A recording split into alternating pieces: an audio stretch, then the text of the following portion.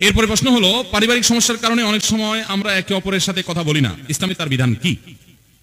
পারিবারিক সমস্যার কারণে অনেক সময় দেখা যায় যে একজন আরেকজনের সাথে কথা বলে না। ভাইয়ের সাথে ভাইয়ের হতে পারে, একসাথে থাকতে গেলে কোনো বিষয়ে মনোমালিন্য হয়েছে, কথা কাটাকাটি, কথা বন্ধ আছে। স্বামী স্ত্রীর মধ্যে এটা সবচেয়ে বেশি হয়, মান অভিমান করে মনোমালিন্য হলো, কথা বন্ধ আছে। সহজে তার সে রাগ ভাঙে না। আছে না এরকম শক্ত কিছু মানুষ, খারাপ মানুষ? আরেক মানুষ আছে, কথায় কথায় রাগ হয়, কথায় কথায় ভেঙে যায়, কথায় কথায় কাঁপতি, আবার কথায় কথায় দাঁত কেলায় হাসতেছে।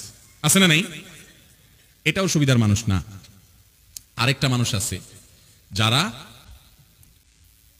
কথায় কথায় রাগ করে কিন্তু সহজে রাগ ভাঙে না। রাগ করেই তার কারোর সাথে বলে না, যে কারোর সাথে যখন তখন সম্পর্ক নষ্ট হয়ে যায়, আর সহজে সম্পর্ক জোড়াও লাগে না। এগুলো সবচেয়ে খারাপ মানুষ, যে কথায় কথায় রাগ করে কিন্তু রাগ সহজে ভাঙে। আর সবচেয়ে ভালো মানুষকে, যে সবচেয়ে দেরিতে রাগ করে, সহজে রাগ করে না, সবর করে, ধৈর্য ধারণ করে, ভুলার চেষ্টা করে, এটাকে এড়িয়ে যাওয়ার চেষ্টা করে, ইগনোর করার চেষ্টা করে, কিন্তু যখন আর পারে না, সীমানা ছাড়িয়ে যায়, তখন যায় সে রাগ করে, কিন্তু আবার যার সাথে রাগ করছে সেটা সরি বললে মাফ করে দেয়। এগুলো সবচেয়ে ভালো মানুষ। এগুলো সবচেয়ে কি? তাহলে রাগ করার দিক থেকে মানুষ চার প্রকার।